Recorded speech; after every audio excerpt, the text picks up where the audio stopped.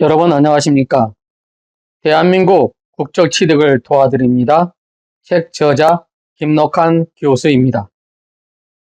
이번 강의를 통하여 다문화 가족과 외국인 주민이 대한민국 국적을 취득하는 데 도움이 되기를 바랍니다.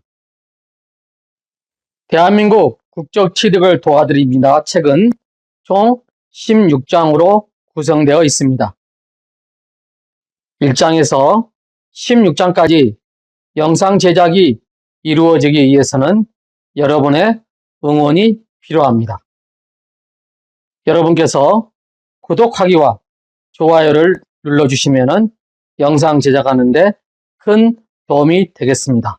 감사합니다. 4장, 누구나 알아둬야 할 생활법률입니다.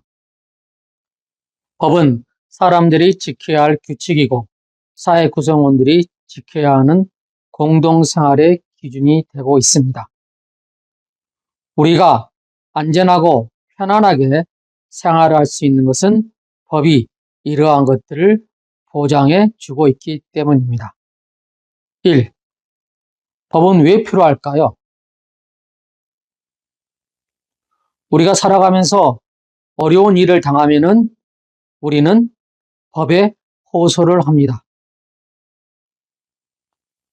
외국인 근로자가 말합니다. 저 좀 도와주세요 하고 외칩니다. 이때 법을 집행하는 사람들이 말하죠. 우리가 법으로서 해결해 드리겠습니다. 자, 그러면은 법에 도움이 필요한 사항을 한번 살펴볼까요? 자, 아래 그림을 보십시오. 눈 가리개를 한 정의의 여신상이 보이죠? 첫째, 법은 분쟁을 해결해 줍니다.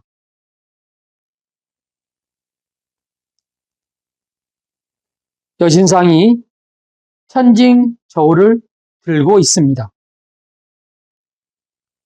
부모의 상속재산으로 분쟁이 생겼을 때 판사는 말합니다. 부모의 상속재산은 유언대로 자녀들이 공평하게 나눌 것을 판결합니다. 이래서 부모의 상속재산에 대해서 분쟁이 나타났을 때 이렇게 법은 다툼을 해결해 줍니다. 다음은 범죄 대응입니다. 여신상이 칼을 들고 있는 모습을 보세요. 억울한 일을 당한 사람이 말합니다. 검사님, 범인을 꼭 잡아 처벌해 주세요 라고 합니다. 그러면 검사는 말합니다. 저희들이 철저히 조사해 기소하겠습니다 라고 합니다.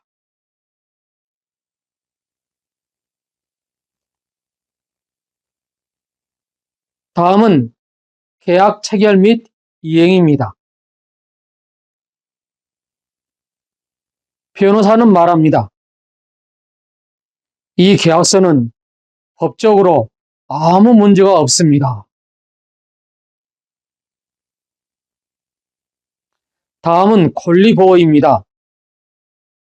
사람들은 자신의 권리가 침해되었을 때 보호하기 위하여 말합니다. 거짓 정보로 저의 명예를 훼손당했기에 고발합니다.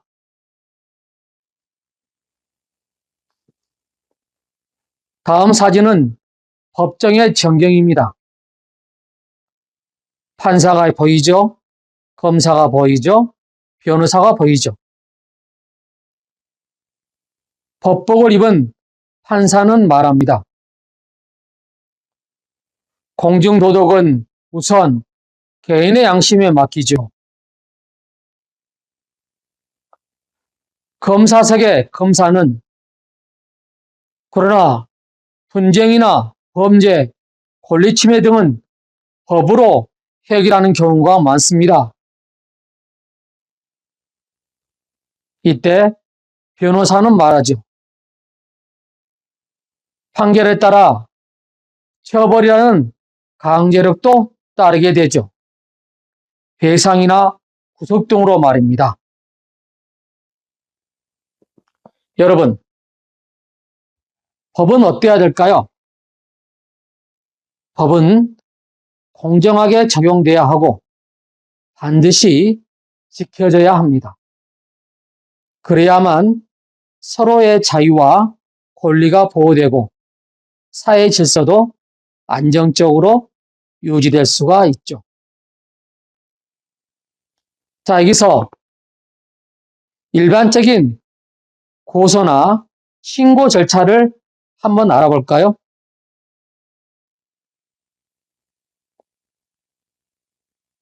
여러분이 경찰에 신고하거나 고소장을 작성할 경우가 있습니다.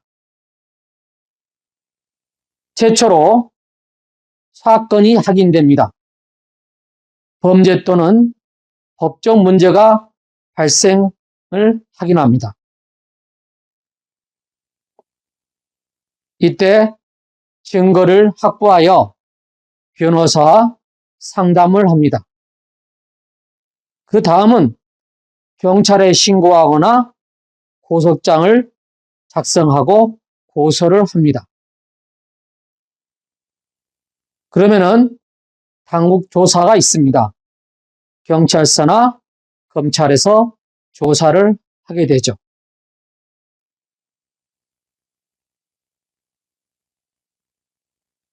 검찰에 제출하면은 공소 여부가 결정이 됩니다. 그래서 재판이 열리게 되죠. 재판에서 최종 무죄를 결정하는 최종 판결이 납니다. 이 민법과 형법, 개인과 깊은 연관이 있는 법은 민법과 형법이 있습니다. 그럼 민법과 형법은 어떤 차이가 있죠?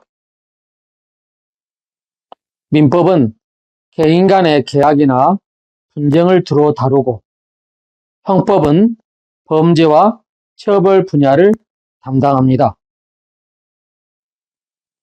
자, 그러면은 민법과 형법의 차이를 구체적으로 살펴볼까요? 먼저 민법은 개인 간 관계 및 권리, 의무 규율을 통한 사적인 다툼과 문제 해결을 담당합니다. 이와 반해 형법은 범죄 행위를 통한 공공 질서를 침해하는 행위에 따른 법적 제재가 따릅니다. 민법의 대상은 개인 또는 단체입니다. 형법의 대상은 범죄 행위를 한 개인 또는 단체가 형법의 대상이죠. 민법의 목적은 사회 질서 유지 및 권리 보호입니다. 이에 반해 형법의 목적은 범죄 유무와 형벌의 정도를 정합니다.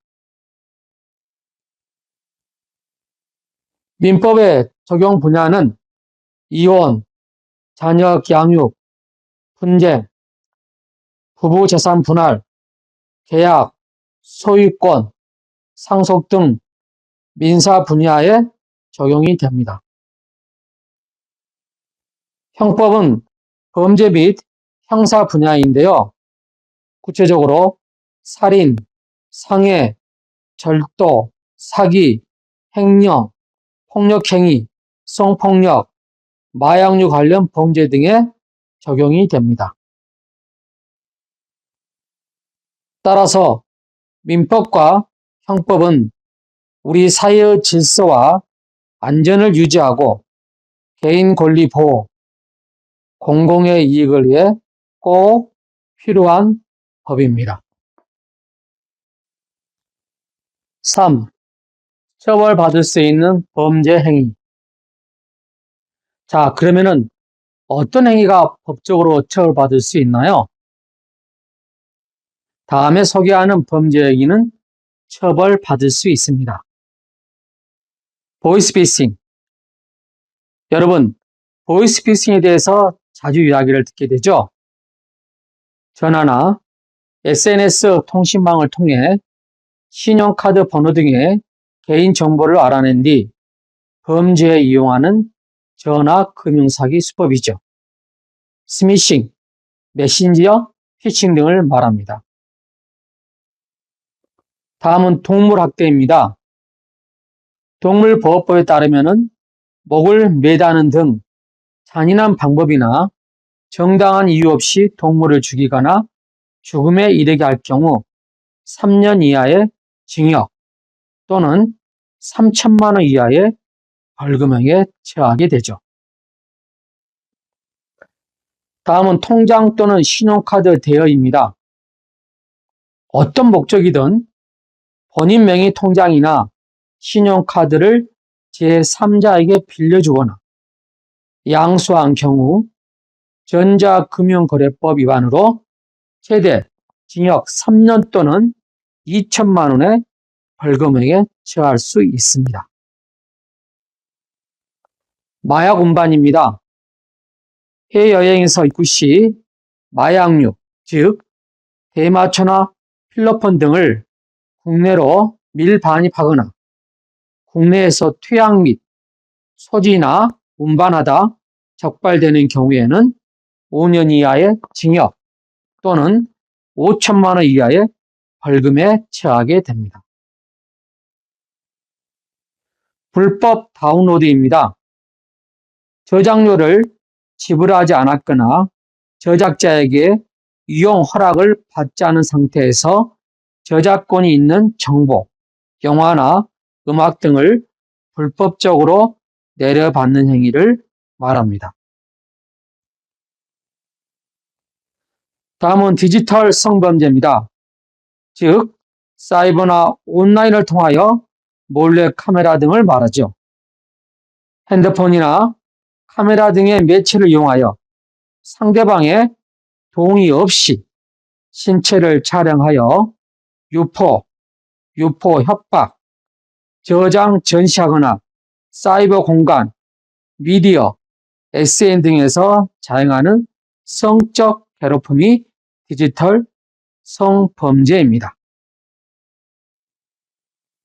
다음은 음주운전이나 무면허 운전입니다. 술을 마신 후 운전하는 행위 절대 안 되죠. 또는 면허증이 없거나 반납하고 취소된 상태에서 운전하는 경우는 자신과 타인의 생명을 위협할 수 있는 행위로 절대로 해서는 안 됩니다. 그 외에 해서는 안 될 범죄 행위들이 있습니다. 다른 사람, 단체 또는 공무 수행 중인 자의 업무를 방해하는 것. 횡단보도가 아닌 곳에서 길을 건너고 있네요. 이것도 안 됩니다. 타인의 물건을 훔치거나 가게에서 돈을 내지 않고 물건을 가져가는 것. 이것도 범죄 행위입니다. 공원이나 가로수 등에서 꽃을 꺾거나 나무를 베는 행위도 범죄 행위입니다. 바위나 나물, 건물, 유적지 등에 함부로 낙서하는 행위, 이것도 범죄죠. 많은 사람이 모이는 공공장소에서 술에 취해서 다른 사람에게 피해를 주는 행위, 물론 범죄 행위에 해당이 됩니다. 여러분, 애완동물을 많이 키우고 있죠? 개 등 동물이나 짐승을 데리고 와서 대변을 보게 하고 이를 치우지 않는 것, 안 됩니다. 쓰레기 등을 함부로 아무 곳이나 버리는 것, 이것도 안 됩니다. 길, 공원 등에서 함부로 침을 뱉거나 대소변을 보는 것, 이것도 안 되죠. 악기, TV 소리를 지나치게 크게 내거나 큰 소리로 떠드는 것 등 이러한 모든 것들도 우리가 해서는 안 될 범죄 행위들에 다 속합니다. 여러분, 저는 몰랐어요. 잘 몰랐다고 해도 범죄 행위는 범죄입니다. 그래서 여러분들은 범죄 사건에 휘말리지 않도록 주의하고 또 주의하고 조심해야 됩니다.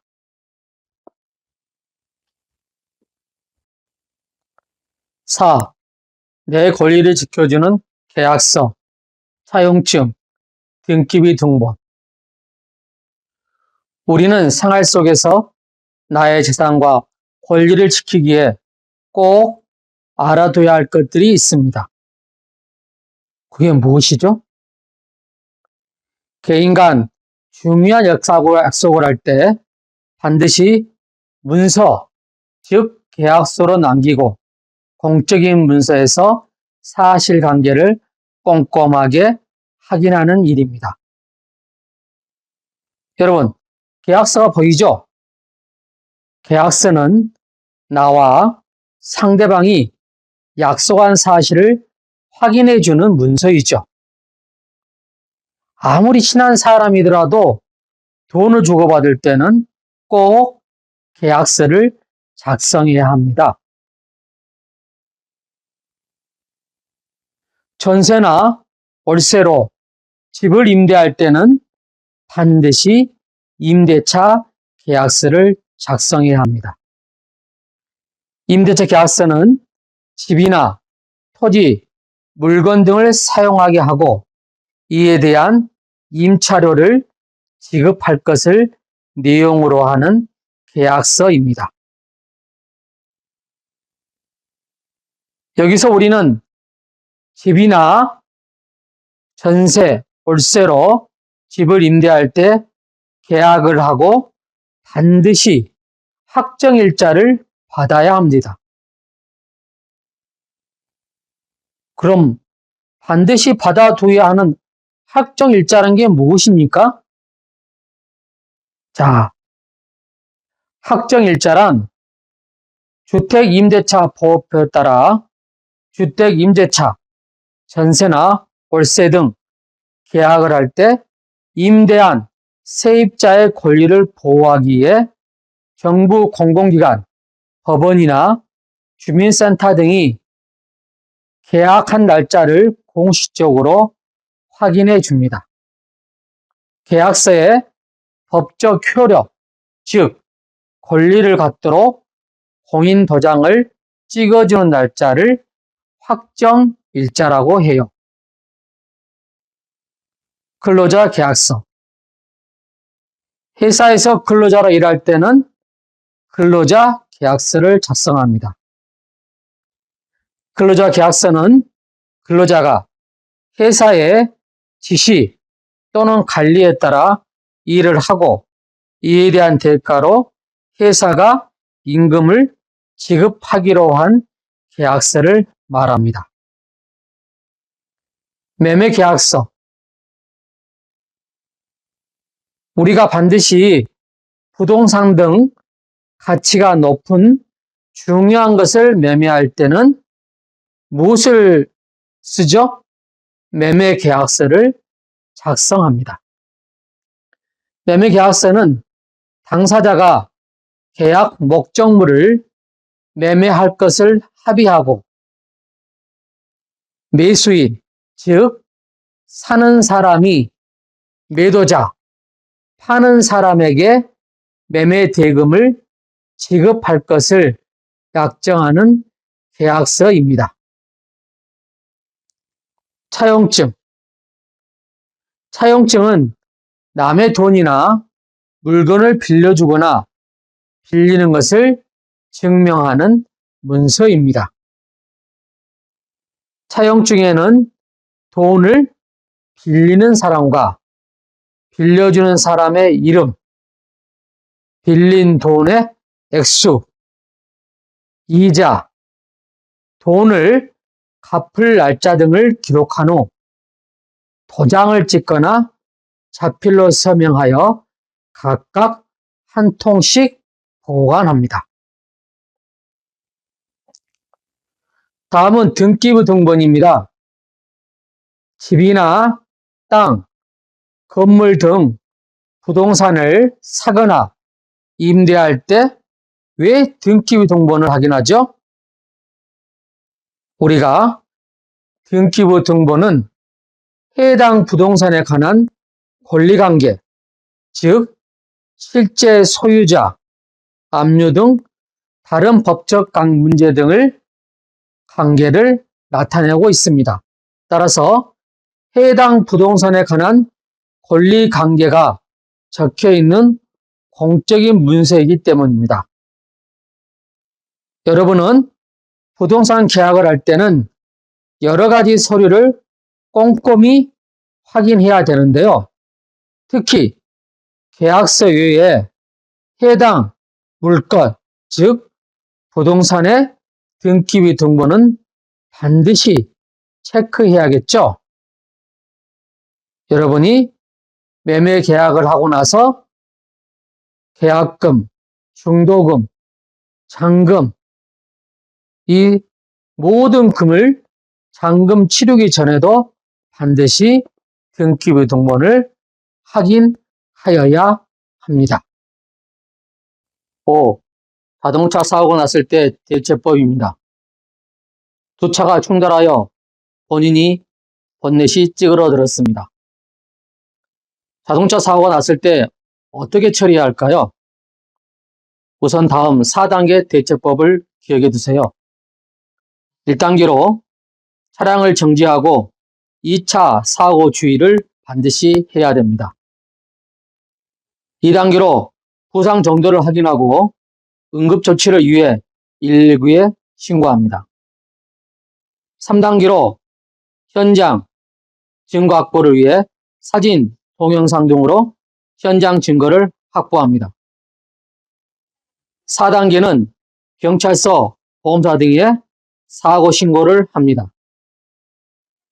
여기서 우리가 명심해야 할 사항은 사고 당사자의 부상 상태를 확인하여 부상이 심할 경우 즉시 응급조치 및 구급 차량으로 후송시켜야 합니다.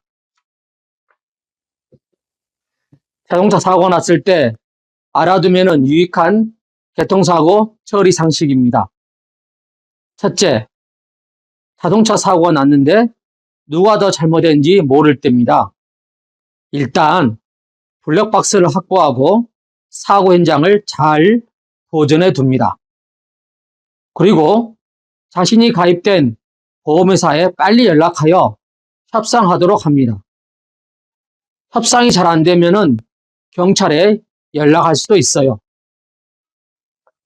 둘째, 내 차로 인해 발생한 접촉 사고로 인명사고가 났을 때는 어떻게 해야 할까요?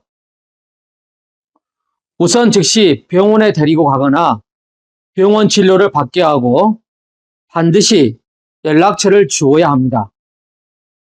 보험사와 경찰서에 사고 신고를 합니다.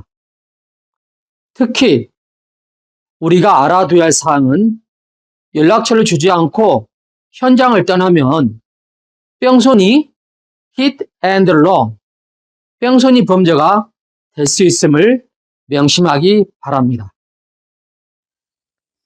셋째로 충격을 가한 차가 항상 가해자인가 한번 생각해 봅니다. 여기서 알아둬야 할 사항은 충격한 차가 항상 가해자는 아닙니다.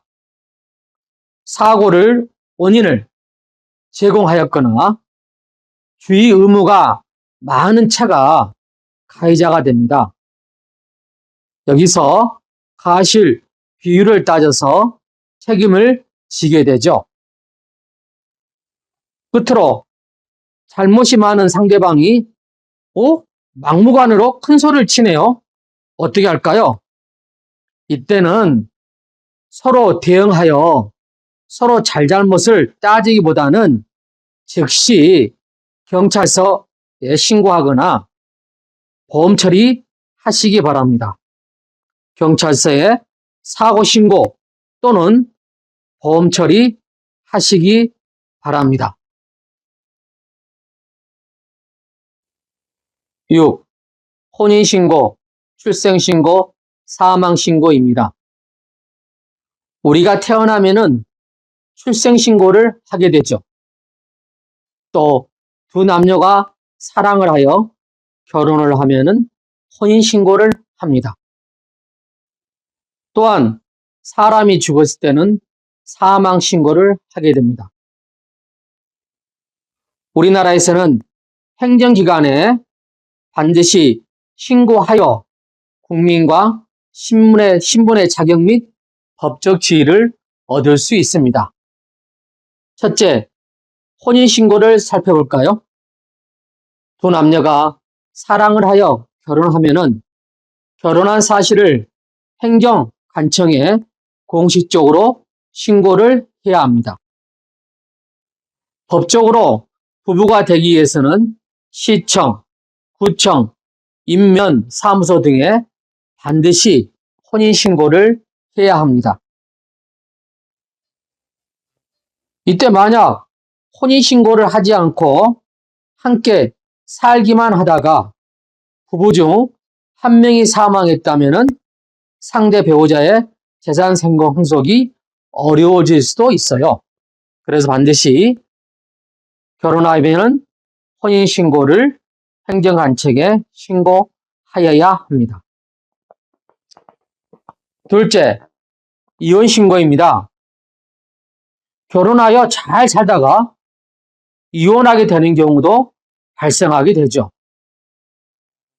부부가 이혼하고 싶으면은 두 사람 모두 이혼에 동의하는 협의 이혼의 형태로 가정법원에 확인을 받아서 이혼할 수 있습니다.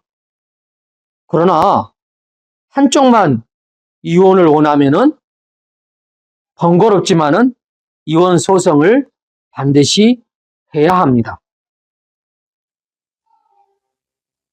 부부 중 어느 한쪽의 잘못이 큰 경우에는 가정법원의 판결을 통해 이혼할 수도 있고 잘못한 쪽은 이자료를 지급하기도 합니다. 셋째로 출생신고입니다. 아기가 이 세상에 태어났습니다. 그러면 어떻게 해야 될까요?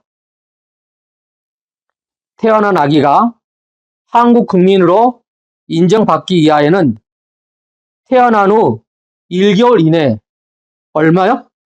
한 달 이내에 행복복지센터, 주민센터, 즉 읍면동에 관련 기관 인터넷이나 재공간 등의 출생신고를 반드시 해야 합니다. 끝으로 사망신고입니다. 사람이 사망하면은 사망신고를 해야 하며 상속이 이루어집니다. 상속은 재산뿐 아니라 그에 따라 빚도 함께 물려받습니다. 따라서 유산 중 재산보다 빚이 더 많을 때는 상속을 받지 않거나 물려받은 재산의 한도 내에서 빚을 갚는 방법을 선택할 수 있습니다. 이상으로 혼인신고, 출생신고, 사망신고에 대하여 알아보았습니다. 7. 소송과 재판. 우리는 살아가면서 종종 상대방과 소송을 하게 되는 경우가 생길 수도 있습니다. 오늘까지 갚겠다고 내 돈 빌려갔잖아. 난 빌린 적이 없다니까? 이렇게 상대방 두 사람은 다른 말을 하게 되죠. 이렇게 분쟁이 생겼을 때 어떻게 해야 법적인 도움을 받을 수 있나요? 이때는 소송을 제기하여 법원에 판결을 요청할 수 있습니다. 분쟁이 잘 해결되지 않을 때 법원의 재판을 통해 권리를 보장받은 대표적인 방법이 소송입니다. 그럼 국가와 나 사이에도 분쟁이 생겨도 소송이 가능하나요? 네, 물론입니다. 국가를 상대로 개인 또는 집단이 소송을 제기할 수 있습니다. 사람들은 국가의 불법 행위로, 공권력의 불법 행위로 우리의 권리를 침해당했다라고 외칩니다. 국가는 피해를 즉각 보상하라! 우리는 집단 소송을 제기한다! 보상하라! 보상하라! 또한 국가로부터 기본권을 침해당한 사람이 직접 헌법재판소에 헌법소원을 제기할 수도 있습니다. 소송이 제기되면 판사는 양 당사자의 주장을 듣고 증거 자료를 확인한 후 법률에 따라 분쟁을 해결하게 되죠. 법정에서 판사는 양쪽 의견을 반드시 듣습니다. 또한 증거 자료로 계약서, 차용증, 증인, 확정일자, 녹음, CCTV, 블랙박스 영상을 확인하고 판사는 판결을 내리게 되죠. 그런데 주의할 사항이 생기죠. 자신이 포함한 대화를 몰래 녹음할 수도 있지만은 녹음 파일은 잘 보관하고 있다가 나에게 피해가 발생하거나 방어를 할 경우에만 사용하는 것이 좋습니다.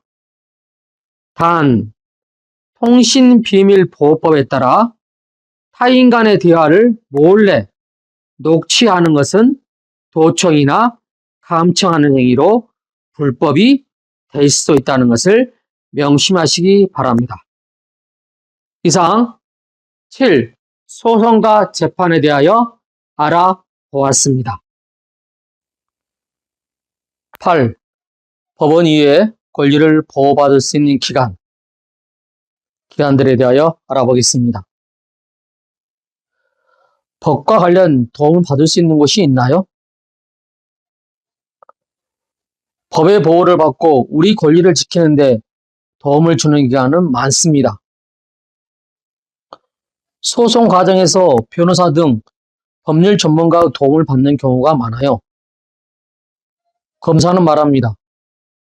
변호인 비용 지출이 부담스럽다면 대한법률구조공단과 같은 공익적 기구로부터 도움을 받을 수도 있답니다. 대표적인 기관으로 국가인권위원회, 국민권익위원회, 한국소비자원, 대한법률구조공단이 있습니다. 한번 자세히 살펴보겠습니다. 국가인권위원회. 국가인권위원회 법 제1조를 보면 이 법은 국가인권위원회를 설립하여 모든 개인이 가지는 불가침의 기본적 인권을 보호하고 그 수준을 향상시킴으로써 인간으로서 존엄과 가치를 실현하는 민주적 기본질서 확립에 목적을 둔다 라고 하였습니다. 국가인권위원회는 서울시 중구 3.1대로에 있으며 부산, 광주, 대구, 대전, 강원에 인권사무소가 있습니다. 국가인권위원회를 다시 간략하게 설명하면 국가 공권력과 사회적 차별 행위에 의한 인권 침해나 인종차별 등 구제하는 기관입니다. 다음은 국민권익위원회입니다.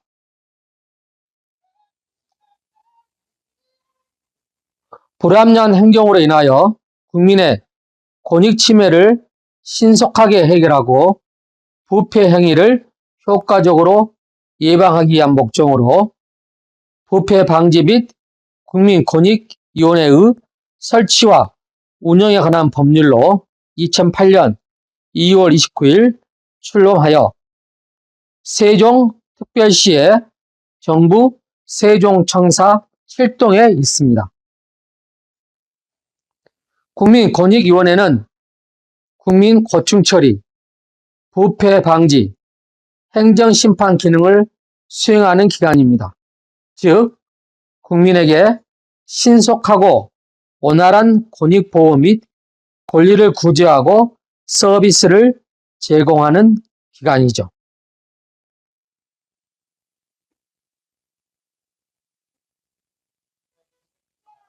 다음은 한국소비자원입니다. 한국소비자원은 소비자의 권익을 증진하고 소비생활의 향상을 위해 노력하는 기관이며 국민경제의 발전에 이바지하기 위해 국가에서 설립한 전문기관입니다. 한국소비자원 본원은 충청북도 음성군 명동에 있으며 전국에 서울, 지원 등 7개의 지원이 있습니다. 다음은 대한법률구조공단입니다. 법률 지식이 부족하면서도 경제적으로 어려워 법적 보호를 제대로 마련하지 못하는 국민에게 법률적 지원을 해주기 위해 설립된 공공기관으로 1987년 9월 법률구조법에 의해 설립되었습니다. 대한법률구조공단 본부는 경상북도 김천시에 있으며 서울중앙지부 등 전국에 18개 지부와 42개 출장소 등이 있습니다. 다음은 우리 주위에서 자주 보이는, 우리 동네에서 자주 보이는 주민자치센터입니다. 일상에서 다양한 행정 서비스와 국가의 복지 지원을 받을 수 있는 기관을 말하죠. 예를 들어 종로구에 있는 초운효자동 주민센터, 무학동 주민센터, 이러한 주민센터는 전국에 많이 있습니다. 다음은 시민단체 등입니다. 시민단체라 함은 시민의 권익보호를 위해 자발적으로 만든 다양한 분야의 민간단체를 말하죠.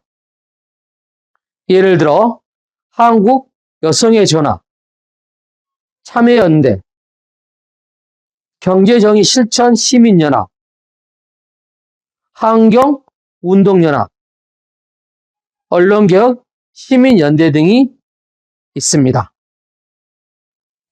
이상으로 우리가 법원 이외에 우리의 권리를 보호받을 수 있는 기관을 알아보았습니다. 여러분, 강의 듣느라 수고하셨습니다. 이번 강의를 통하여 여러분이 대한민국 국적취득을 하는데 도움이 되기를 바라며 국적취득하여 대한민국 국민이 꼭 되시기를 바랍니다.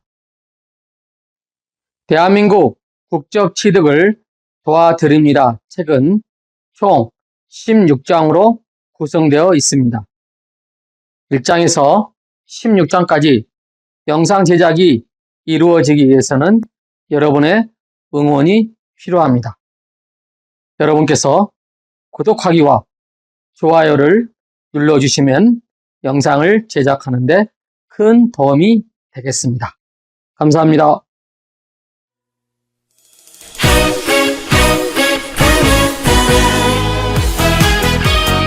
배워봐요. 한글은 훈민정음 세계인 모두 배워 새로운 한류 느껴요. 코리아 K-팝송 한글송 부르며 노래하며 놀면서 배워요. 한글 배워야만 한류가 보여. 세종대왕 한글 배워요. 한글 한글 가라 가라 한글 한글 아야 어영 우리 모두 배워봅시다.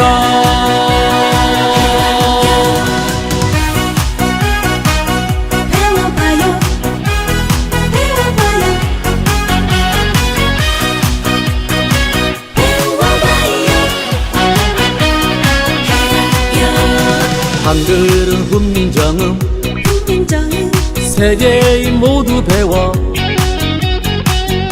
새로운 한류 느껴요. 코리아 K-팝송 한글송 부르며 노래하며 놀면서 배워요. 한글 배워야만 한류가 보여. 세종대왕 한글 배워요. 한글 한글 가라 가라 한글 한글 아야 어영 우리 모두 배워봅시다.